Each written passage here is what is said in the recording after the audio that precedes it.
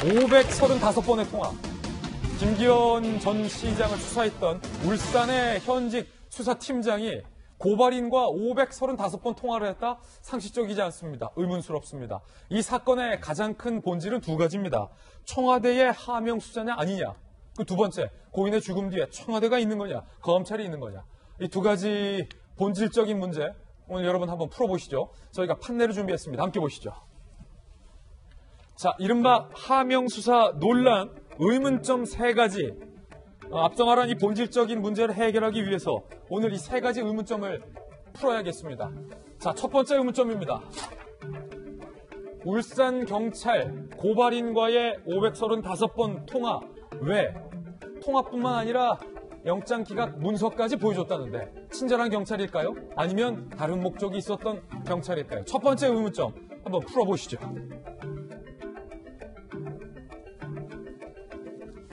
535번의 통화, 수사기밀 줄줄이 유출했다. 김기현 사건을 수사한 울산경찰청의 A수사팀장이 등장하고 김기현 고발인이 등장합니다. 그런데 A수사팀장이 고발인에게 수사기밀을 일일이 유출했다라는 정황이에요. 황운하가 발탁한 A수사팀장, 황운하 발탁 이후에 임용된 거죠. 발탁된 거죠. 2017년 10월이에요. 현직 수사팀은 김기현 사건은 수사할 사안이 아니다 라고 이른바 황운하 신임 청장에게 반기를 들었어요. 그러자 황운하 청장이 원래 수사팀을 좌천시키고 A 수사팀장을 발탁해서 김기현 수사를 맡겼습니다. 그런데 문제는 황운하 청장에 의해서 발탁된 울산 팀장이 B건설업자 김기현을 고발한 고발일자와 535번 통화를 했다. 그리고 압수수색 영장 기각 결정서, 이거 기밀이거든요.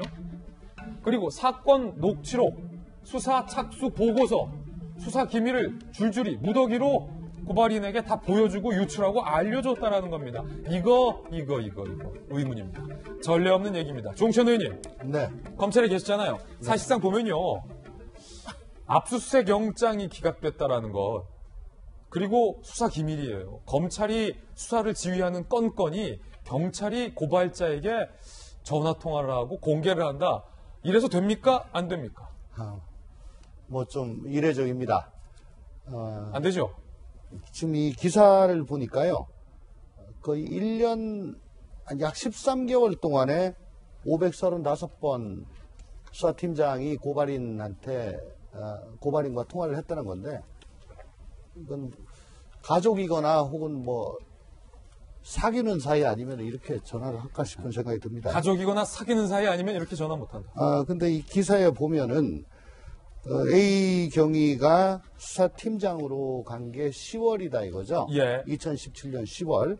근데 기사에 보면은 A 경위가 B 씨와 건설업자 B 씨, 고발인 B 씨와 535차례 통화를 한 시점이 2017년 4월이에요. 그러니까 수사팀장 되기 6개월 전부터 계속 통화를 해 오다가 2017년 10월 달에 하필이면 그 고발을 한 사건의 수사팀장으로 발탁이 돼서 그 이후에 각종 수사 관련 서류를 보여주고 그래서 뭐 기밀을 유출했다라는 취지로 검찰이 수사가 돼가지고 이건 문제가 있다.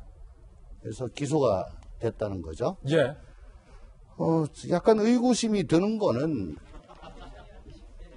수사팀장으로 발탁되기 전에 이미 6개월 동안 수백 번의 통화가 있었던 사이인데 그러면 네가 이 사건 좀 맡아라.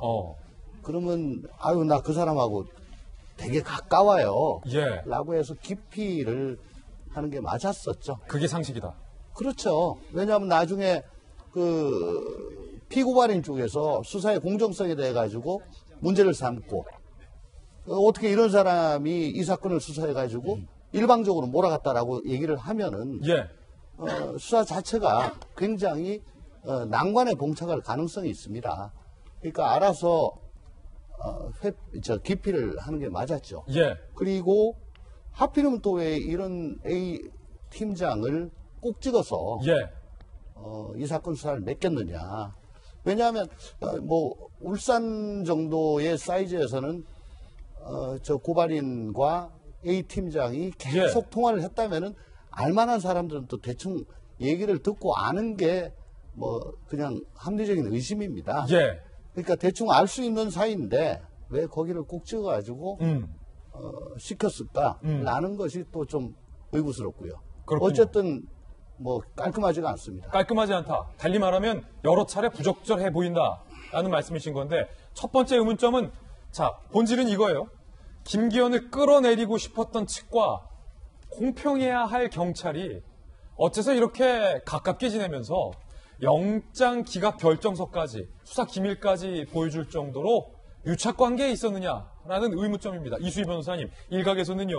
김기현을 끌어내리고 싶었던 측과 경찰이 사실상 한 통속이 아니냐 이렇게 지적하는 사람도 있거든요. 특히 자 보세요. 압수수색 영장 기각 결정서를 보여줬다는 거예요. 이거는 고발한 사람이 A 팀장 그거 고발한 지가 언제인데 왜 이렇게 수사 안 돼? 뭐 이렇게 물었으니까 보여준 거예요?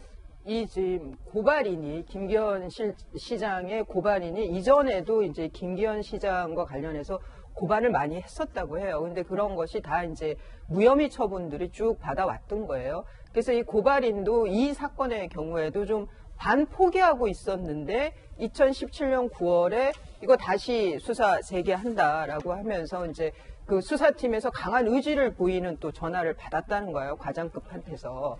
그러면 이제 그런데 이 경우에는 이제 지금 두 가지 갈래가 있는 거죠. 하나는 청와대에서 하명 수사. 그거는 선거에 개입하기 위한 의도에 의한 하명 수사가 하나가 있는 거고 지금 이 A 수사팀장의 경우에는 지역 건설업자와 유착한 상황에서 그 건설업자로부터 그 유착해서 어떤 뭐가 있었는지는 모르겠지만 어떤 관계로 그렇게 유착이 됐는지는 모르겠지만 여하튼 청탁 내지는 부탁받은 수사를 한 정황 이 두 가지가 이제 갈래가 제 입장에서 이 두 갈래로 봐야 될 것 같아요. 이 사건은 그러면 이제 그 A 수사팀장의 경우에 뭐 청와대 하명 때문에 이렇게까지 한 건지 이게 청와대가 관심 갖는 사건이라고 하니까 안 그래도 비건설업자랑 잘 아는 사이인데 청와대가 관심 갖는다고 하니까 더 그 고발인하고 그 이런 정보도 주면서 한편으로는 좀 이게 죄가 안 될 것 같을 때는 그 방향을 틀 수도 있는 거. 혹시 뭐 이런 말 한 거는 없어요? 혹시 이런 정황은 없어요? 뭐 그 사건을 만들기 위해서. 그래서 서로 정보를 주고받았을 수는 있겠다. 그런 생각도 들고요. 근데 여러 가지 정황에서 참 이 울산경찰청이 뭔가 좀 부정한 느낌이 많이 나는 거예요. 이 사건을 하나만 들여다봐도. 그래서 이거는 이제 두 갈래로 봐야 된다.